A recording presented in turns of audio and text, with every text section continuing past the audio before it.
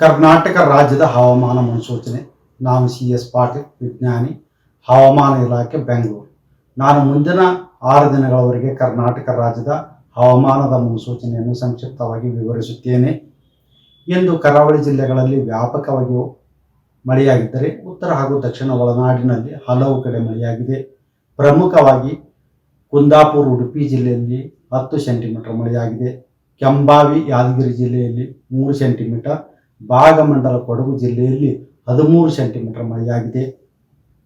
ಈಗಿರುವ ಹವಾಮಾನದ ಸಿನಾಪ್ಟಿಕ್ ಸ್ಥಿತಿ ಏನೆಂದರೆ, ಪೂರ್ವ ಅರಬ್ಬಿ ಸಮುದ್ರದ ಗುಜರಾತು, ಮಹಾರಾಷ್ಟ್ರ ಹಾಗೂ ಕರ್ನಾಟಕದ ಕರಾವಳಿಯಾಗುಂಟ ಟ್ರಫ್ ಇದೆ.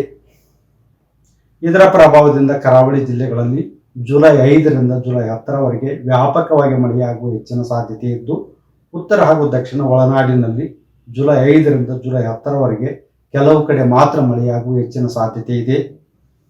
ಉತ್ತರ ಕನ್ನಡ, ಉಡುಪಿ ಹಾಗೂ ದಕ್ಷಿಣ ಕನ್ನಡ ಜಿಲ್ಲೆಗಳ ಕೆಲವು ಕಡೆ ಭಾರಿ ಮಳೆಯಾಗುವ ಸಾಧ್ಯತೆ ಇದ್ದು, ಜುಲೈ 5ರಿಂದ ಜುಲೈ 9ರವರೆಗೆ ಯೆಲ್ಲೋ ಅಲರ್ಟ್ ಅನ್ನು, ಶಿವಮೊಗ್ಗ, ಚಿಕ್ಕಮಗಳೂರು ಹಾಗೂ ಕೊಡಗು ಜಿಲ್ಲೆಗಳಿಗೆ ಜುಲೈ 5 ಹಾಗೂ 6ರಂದು ಯೆಲ್ಲೋ ಅಲರ್ಟ್ ಅನ್ನು ಕೊಡಲಾಗಿದೆ.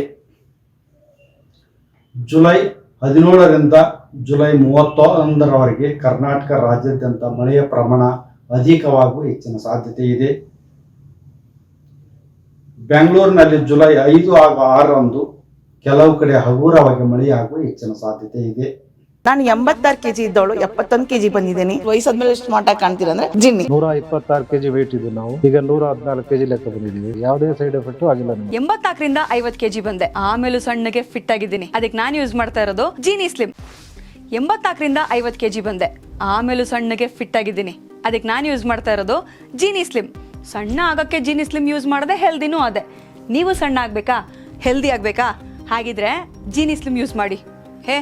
ಸಣ್ಣ ಆಗೋದಕ್ಕೆ ಯಾವುದೋ ಪ್ರಾಡಕ್ಟ್ ಹೇಳ್ತಾ ಇದ್ದಾಳೆ, ಏನಾದರೂ ಸೈಡ್ ಎಫೆಕ್ಟ್ಸ್ ಇದೆ ಅಂತ ಯೋಚನೆ ಮಾಡ್ತಾ ಇದ್ದೀರಾ? ಖಂಡಿತ ಇಲ್ಲ. ಯಾಕಂದರೆ ಇದು ಕೆಮಿಕಲ್ ಫ್ರೀ. ಸಣ್ಣ ಆಗಬೇಕು ಅಂದರೆ ಜೀನಿ ಸ್ಲಿಮ್ ಯೂಸ್ ಮಾಡಿ. ಹೆಚ್ಚಿನ ಮಾಹಿತಿಗೆ ಕೆಳಗೆ ಡಿಸ್ಪ್ಲೇ ಆಗ್ತಿರೋ ನಂಬರ್ಗೆ ಕಾಲ್ ಮಾಡಿ.